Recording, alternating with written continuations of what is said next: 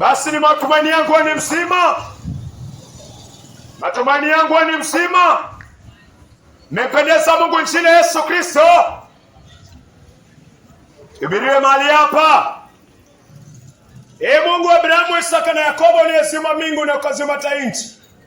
Mungu wa Abrahamu, Isaka na Yakobo, asante maana imependeza. Injili ya Kristo Yesu yake wakfu mahali hapa Bwana. Inaokanene nasi sana inavyopendeza. Na ni kwa jina la Yesu Kristo aliye Bwana na mkombozi wetu. Amina. Kitabu ni Yohana. Haya ni maneno ambayo yalitoka kwa kinywa cha Yesu Kristo akiwa duniani. Haya ni maneno ambayo yalitoka kwa kinywa cha Yesu Kristo akiwa duniani. Maneno haya yako hai leo, yako hai kesho, yako hai hata milele. Yohana 8 mstari wake ni 41. Yohana 8:41.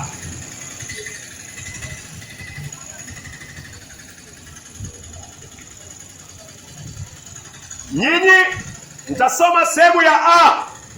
Nyinyi mnafanya mambo afanyayo baba yenu.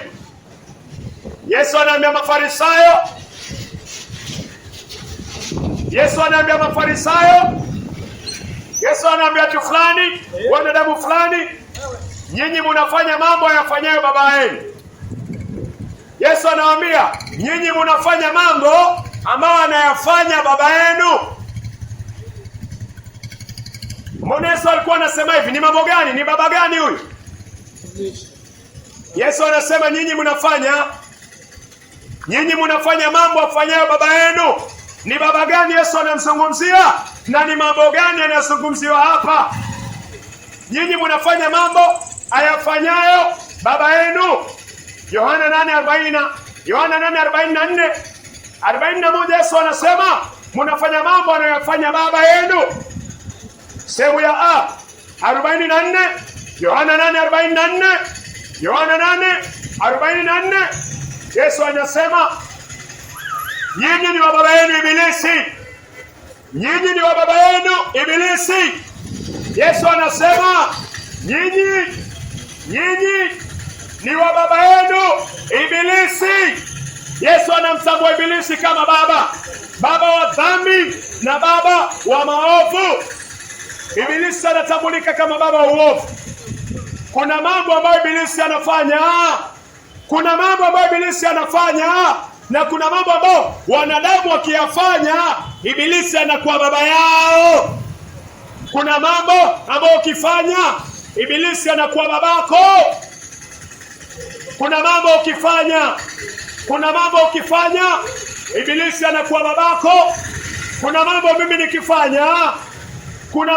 nikifanya, Ibilisi anakuwa babangu.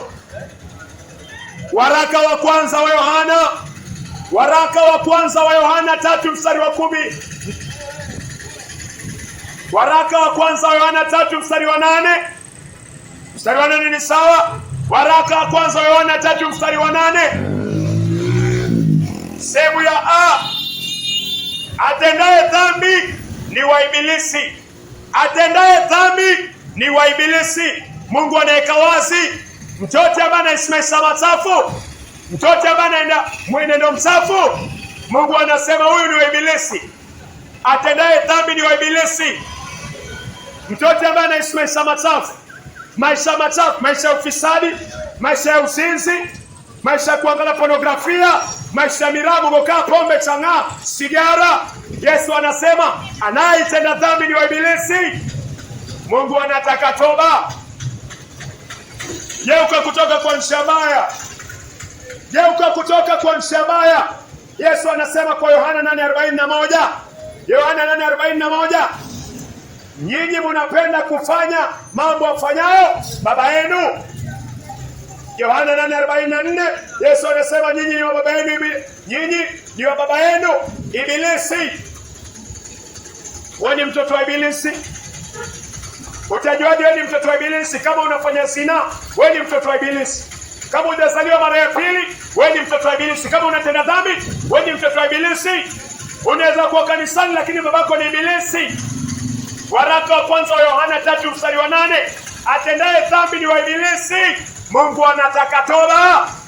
Geuka kutoka kwa njia mbaya. Weza kuwa ni koni hapa, lakini babako ni ibilisi. Mtu yote anayetenda dhambi,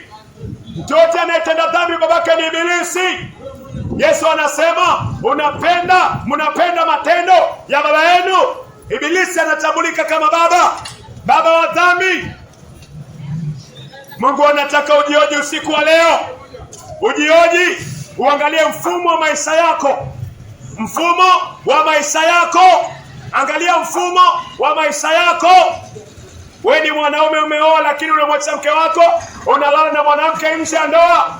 Wewe ni mbele za Mungu, wewe ni mtoto wa shetani. Manake hayo ni mambo ambayo shetani anayapenda. Usifikirie devil worshiper ni wale wako Freemason peke yake, ni wale wako Illuminati peke yake. Weza kuwa kanisani lakini wewe ni devil worshiper. Unaweza kuwa kanisani lakini wewe ni devil worshiper. Kama unayabudu yale mambo ambayo ibilisi anayapenda, wewe ni devil worshiper. Mtoto ambaye anazini ni devil worshiper. Anamserve shetani, anatumia mwili wake, akili yake, nguvu zake kumtumikia shetani. Devil worshiper ni mtu yote ambaye anafanya mapenzi ya ibilisi, shetani. Mungu anataka ujichunguze. Atendaye dhambi ni wa ibilisi. Nyinyi mnapenda kuyafanya mambo ayafanyaye baba yenu. Nyinyi ni wa baba yenu ibilisi. Mipango ya kando. Mtoto ambaye anaishi maisha mipango ya kando, huyo ni mtoto wa ibilisi. Huyo ni devil worshiper. Anatumia mwili wake, anatumia viungo vyake kuworship, kumwinua shetani. Waongo. Mtoto ambaye anadanganya, waongo. Mtoto ambaye anaishi maisha ya uongo, huyo ni mtoto wa ibilisi. Mtoto ambaye anaishi maisha ya uongo, huyo ni mtoto wa ibilisi. Mungu hapendezwi na uongo. Mungu si baba wa uongo. Mungu anataka ujichunguze mfumo wa maisha yako. Ujichunguze mfumo wa maisha yako. Mungu anataka toba. Hakuna mtu ambaye yuko na uadui ndani ya moyo wake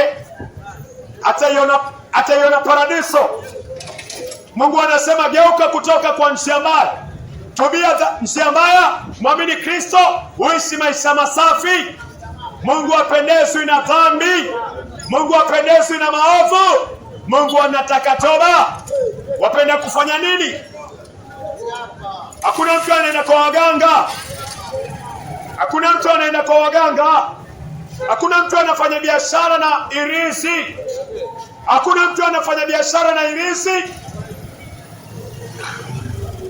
Atairithi pepo, ataingia paradiso. Haiwezekani. Umeweka imani yako kwa waganga.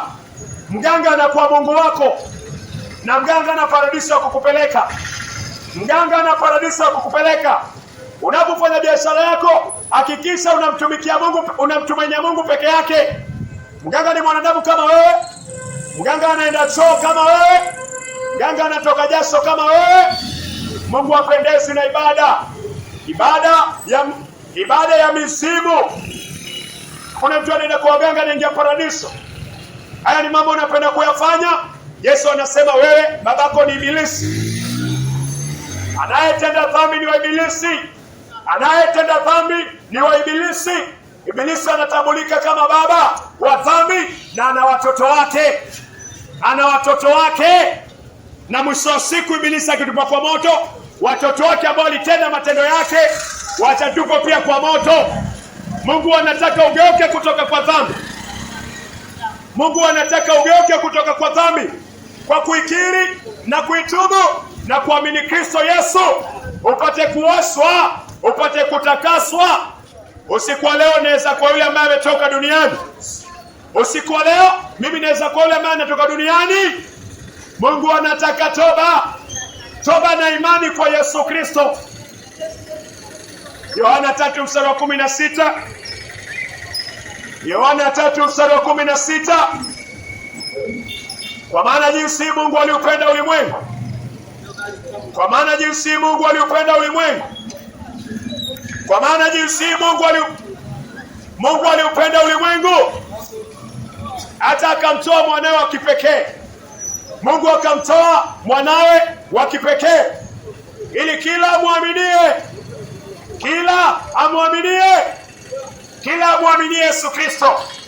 Musa alichinja kondoo. Kwa nini alichinja kondoo? Waisraeli walikuwa na dhambi, na dhambi lazima iwekwe kwa kondoo ndio iondolewe. Daudi alichinja kondoo, Sulemani alichinja kondoo, Haruna alichinja kondoo. Kama unamfuata Musa lazima unahitaji ya kondoo ambaye Yesu Kristo ndio huyo kondoo aliyetolewa ili dhambi zangu na zako zipate kuondolewa. Mungu anataka toba. Yesu alitolewa. Ndio alitolewa. Yesu alitolewa. Shida itakuwa kwako. Mungu hana shida. Mimi na wewe ndio tuko na shida. Manake tukifa katika dhambi zetu, Mungu atatuweka kwa sio la moto. Mungu anakuita ukiri dhambi zako, ugeuke kutoka kwa dhambi zako, uachane nazo, weke imani kwa Yesu Kristo na uishi maisha matakatifu. Yesu atarudi, ndio. Kila dini inatambua Yesu Kristo atarudi. Hiyo si swali ya kuuliza. Hiyo si swali ya kuweka kama mjadala. Yesu atarudi, atakupata kwa hali gani? Hakuna mtu analala na mwanamke hawajaoana wanaingia paradisi. Unaenda maisha yako kuchomeka milele. Hakuna mume ambaye si mwaminifu kwa ndoa yake. Hakuna mwanaume ambaye si mwaminifu kwa ndoa yake atakaa na Mungu. Mungu hakai na watu wachafu. Hakuna mtu analala na malaya anaingia paradiso. Mungu hakai na watu kama hao. Manabii hawakuishi maisha hayo. Mungu anataka maisha masafi. Geuka kutoka kwa unafiki. Mungu si mnafiki. Sijaona Mungu ambaye ni mnafiki. Mungu anataka toba. Mungu anataka ugeuke kwa njia mbaya. Kama unaipenda paradiso, lazima uchukie dhambi. Kama unaipenda pepo, lazima uchukie dhambi. Hawezi kupenda dhambi alafu useme napenda paradiso. Wewe ni mnafiki. Unakuwa mnafiki. Geuka kutoka kwa mizimu, waganga. Geuka kutoka kwa mizimu. Geuka kutoka kwa njia mbaya. Wachana nazo. Hakuna mwanamke ambaye anaitoa mimba. Hakuna mwanamke anaitoa mimba atakubaliwa kuingia peponi. Hakuna mwanamume ambaye anaweka mimba anasema hii mimba itolewe ataingia peponi. Wewe umeua. Wewe ni muuaji. Alafu nataka uingie peponi ukafanya nini? Tubu, geuka kutoka kwa njia mbaya. Mungu si mnafiki kama venye wewe uko ama mimi niko. Mungu ni mtakatifu na ndani yake hakuna dhambi. Wewe Ismail ya giza. Wewe nani? Wewe huyu wewe. Wewe Ismail ya giza alafu natarajia. Wewe Mungu hayuko hivyo. Maandiko yanasema kwa Ufunuo 21:27 hakuna kitu kichafu kitaingia paradiso. Wewe nani? Wewe. Hakuna kitu kichafu kitaingia paradiso.